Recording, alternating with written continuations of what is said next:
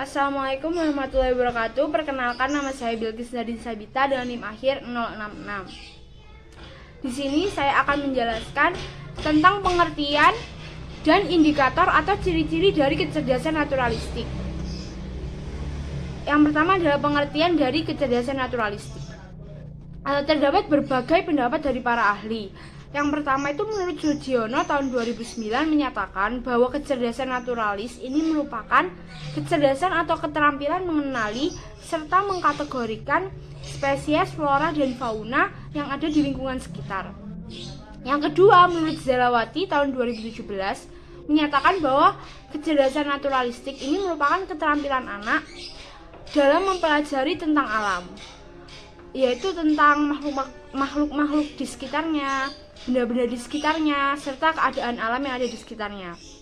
Yang kedua adalah menurut Slevin tahun 2008 menyatakan bahwa kecerdasan naturalistik ini merupakan kecerdasan dalam menumbuhkan kepekaan terhadap benda alam, tanaman dan binatang, serta membuat perbedaan yang tajam dalam indera mereka. Kemudian menurut Gardner dalam Saripudin 2017 itu menyatakan bahwa kecerdasan naturalistik ini merupakan kecerdasan dalam mengenali flora dan fauna serta hal lainnya di alam dan menggunakan kemampuan secara produktif. Dari beberapa pendapat para ahli ini dapat disimpulkan bahwa kecerdasan naturalistik ini merupakan kecerdasan yang dimiliki oleh anak dalam mengenali dan mempelajari tentang lingkungan sekitarnya atau benda alam yang ada di sekitarnya. Mengapa kecerdasan naturalistik ini penting untuk dimiliki oleh anak? Contohnya saja dalam masa saat ini, banyak sekali penebangan hutan secara liar dan lain sebagainya. Nah, dengan adanya kecerdasan naturalistik ini akan menumbuhkan jiwa peduli terhadap lingkungan serta tidak akan merusak ekosistem lingkungan seperti itu.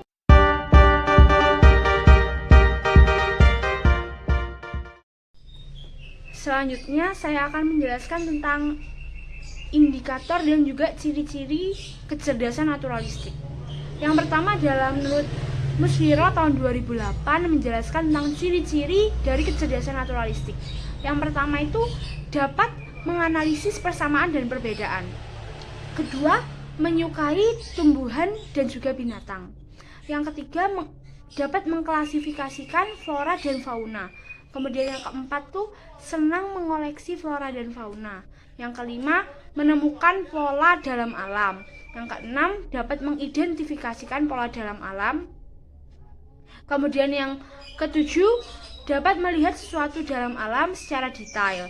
Kemudian yang kedelapan, dapat meramal cuaca. Maksudnya meramal cuaca ini contohnya seperti anak ini tahu kalau misalnya mau hujan, langit ini atau awan-awan yang ada di atas langit ini akan mendung atau berubah warnanya menjadi keabuan. Kemudian yang kesembilan itu peduli terhadap lingkungan dan dapat menjaga lingkungan.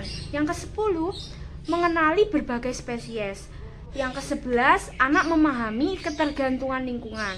Kemudian yang terakhir adalah dapat melatih dan menjinakkan binatang. Selanjutnya menurut Saripudin tahun 2017 itu menyatakan bahwa terdapat beberapa indikator dalam setiap usia anak dalam kecerdasan naturalistik. Yang pertama adalah anak usia 0 sampai 1 tahun. Itu anak senang bermain di alam bebas dan senang pada saat melihat gambar pemandangan atau pemandangan di sekitarnya. Kemudian umur 1 sampai 2 tahun, anak ini mampu mengamati dan berinteraksi dengan tanaman dan juga hewan. Misalnya seperti anak-anak ini bertemu dengan kucing, kemudian mereka mengelus-ngelus kucing seperti itu.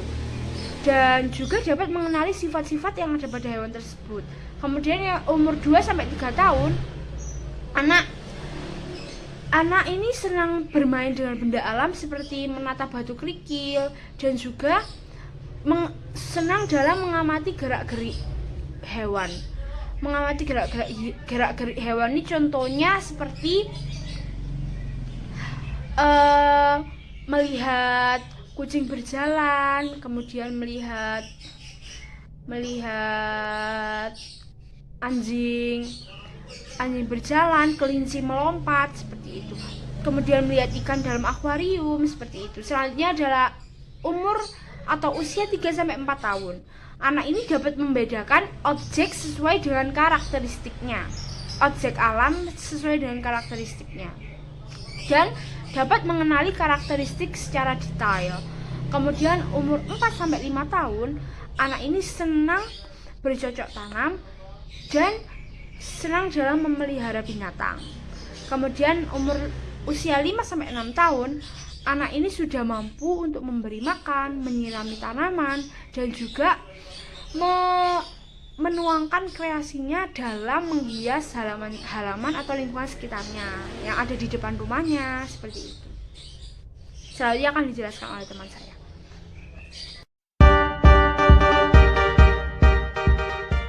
Selanjutnya saya akan menjelaskan tentang kompetensi inti dalam kecerdasan naturalis. Yang pertama adalah peka terhadap alam, yaitu anak akan mengetahui flora dan fauna yang ada, mengetahui bentuk gunung ataupun fenomena alam, dan lainnya. Yang kedua adalah membedakan anggota dalam suatu spesies, yaitu membedakan antara kucing dan macan. Yang ketiga adalah mengenali kecerdasan spesies lain dan mendeskripsikan hubungan antara beberapa spesies. Yang keempat, memelihara serta mencintai alam serta menjadi bagian dari alam itu sendiri. Yang kelima adalah mengunjungi tempat-tempat yang terdapat banyak binatang. Dan yang terakhir adalah mengetahui hubungan antara lingkungan dan alam. Selanjutnya adalah sistem simbol dalam kecerdasan naturalis. Sistem simbol sendiri adalah bagian yang memiliki keterkaitan dan saling bekerja sama satu sama lain untuk membentuk tanda. Tanda yang dimaksud adalah contohnya seperti bahasa, gerak-gerik, isyarat, maupun bentuk dan lainnya. Dalam sistem kecerdasan naturalis, sistem simbol kecerdasan naturalis terdapat dua, yaitu yang pertama adalah klasifikasi. Klasifikasi adalah mengelompokkan jenis, spesies, kelompok, organisme, kelas dalam suatu susunan yang sama. Contohnya adalah ketika anak membedakan antara benda hidup dan mati. Yang kedua adalah habitat. Habitat sendiri adalah tempat makhluk hidup untuk berkembang biak dan hidup. Dalam hal ini, anak akan diajarkan mengenai daur hidup hewan, tumbuhan, dan sesuatu yang berkaitan dengan alam.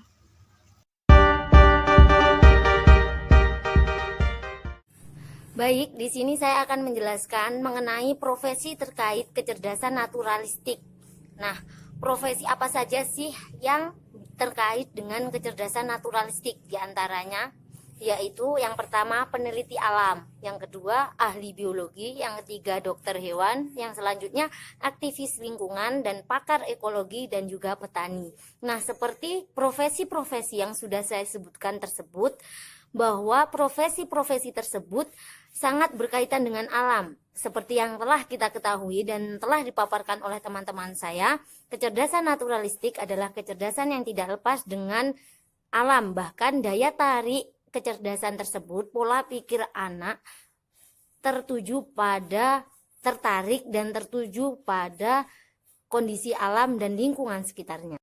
Baik, selanjutnya yakni mengenai area otak kecerdasan naturalis. Nah, kecerdasan naturalis ini biasa menggunakan otak besar bagian kiri, karena otak besar bagian kiri yakni meliputi berpikir bahasa, analisis berpikir logika, angka, dan juga realistis, dan juga segala sesuatu yang diukur dengan mendetail itu biasanya pola berpikir otak kiri. Nah, seperti yang sudah kita ketahui bahwasanya kecerdasan naturalis ini sangat tidak lepas dengan kondisi alam, bahkan anak pun dapat menganalisis ataupun mendeteksi keadaan lingkungannya, sehingga kecerdasan naturalis ini menggunakan otak kiri untuk berpikir, karena kebanyakan otak kiri berpikirnya menggunakan secara realistis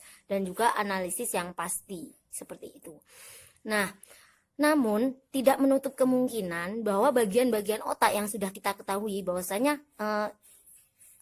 yang sudah kita ketahui dan dikembangkan, tidak menutup kemungkinan lingkungan juga mempengaruhi perkembangan otak yang sudah dimulai sejak dalam kandungan, sehingga lingkungan juga mempengaruhi pola berpikir dan pola berpikir otak pada kecerdasan tersebut. Terima kasih. Untuk selanjutnya akan dijelaskan oleh teman saya. Di sini saya akan menjelaskan tentang pola tumbuh kembang kecerdasan naturalis. Kecerdasan naturalis ini merupakan salah satu kecerdasan yang dimiliki oleh seorang anak dalam mengenali, memahami, melihat perbedaan, menggolongkan, dan mengkategorikan apa yang ia lihat atau ia jumpai di alam dan lingkungan sekitarnya. Kecerdasan ini lekat pada tumbuh kembang anak. Otak anak akan bekerja untuk bertanggung jawab mengenali pola, menangkap sensor melalui panca inderanya, dan melakukan kategori terhadap objek-objek sesuai dengan kategori tertentu. Dengan kecerdasan yang dimiliki ini, anak akan lebih peka terhadap hal-hal yang ada di sekitarnya. Misalnya mampu mengidentifikasikan tanda-tanda alam. Misalnya ketika gempa, anak akan mendeteksi ketika ada getaran di bumi, itu menandakan ada gempa. Misalnya saja ketika hujan, anak mampu berpikir, oh pasti nanti di suatu tempat akan terjadi banjir. Seperti itu. Anak dengan kecerdasan naturalis ini kenapa perlu dirangsang sejak kecil? Karena kecerdasan naturalis ini sangat perlu untuk dikembangkan. Kenapa? Bahwa dunia ini akan semakin tua ke depannya. Dan banyak sekali orang-orang yang tidak peduli terhadap lingkungan sekitarnya. Seperti ada banyak penebangan pohon, pembalakan hutan, pemburuan satwa langka, serta jual beli hewan-hewan yang dilindungi. Sehingga pada akhirnya apapun yang ada di dunia ini, di sekitarnya, di lingkungan ini akan habis apabila anak atau orang yang mempunyai kecerdasan naturalis ini semakin menurun. Anak usia dini yang memiliki kecerdasan naturalis ini dapat dilihat misalnya dengan kesenangan mereka terhadap bunga, terhadap binatang, terhadap tanaman. Mereka dapat menghafal nama-nama tanaman, bunga, hewan.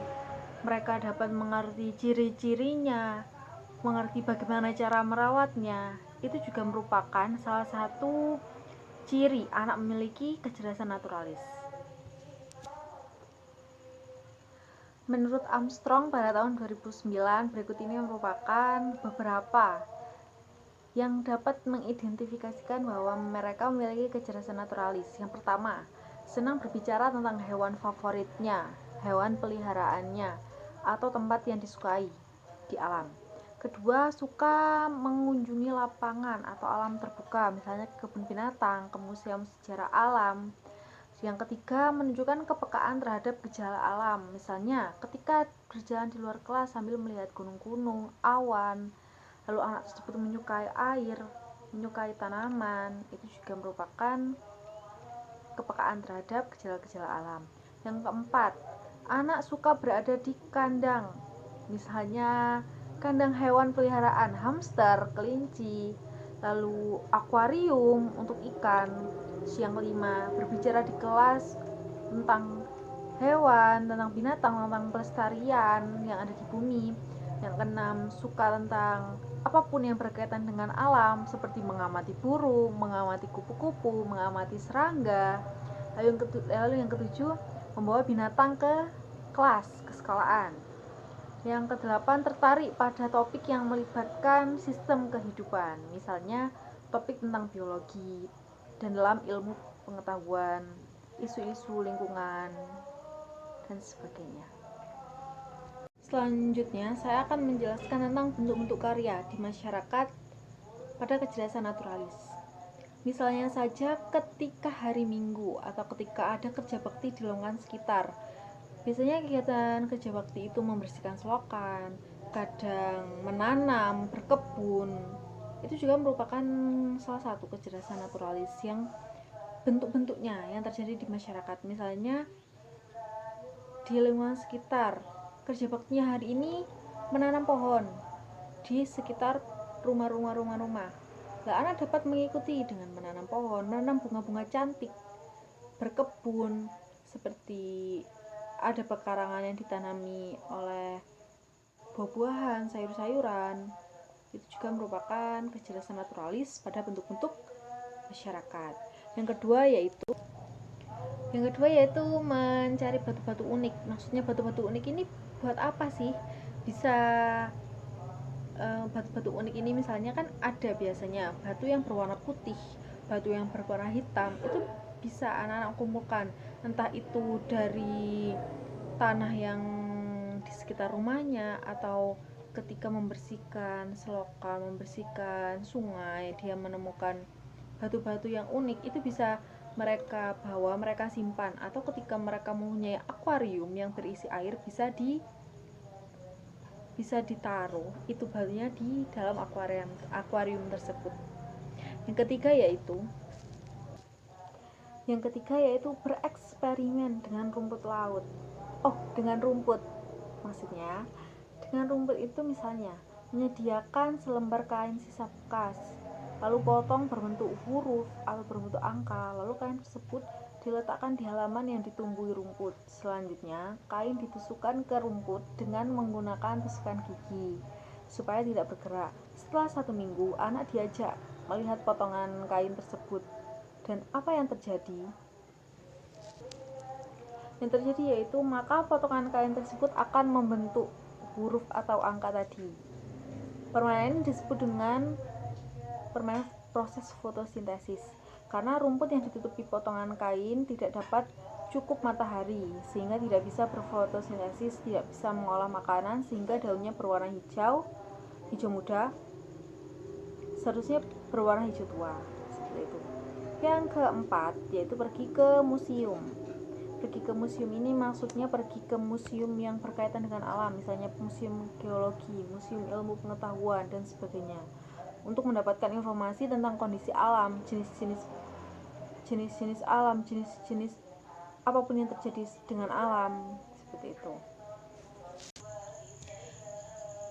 Yang terakhir yaitu memelihara binatang. Memelihara binatang ini seperti binatang peliharaan, misalnya saja kelinci, hamster, lalu kucing. Itu juga merupakan memelihara hewan dengan kecerdasan naturalis, seperti itu.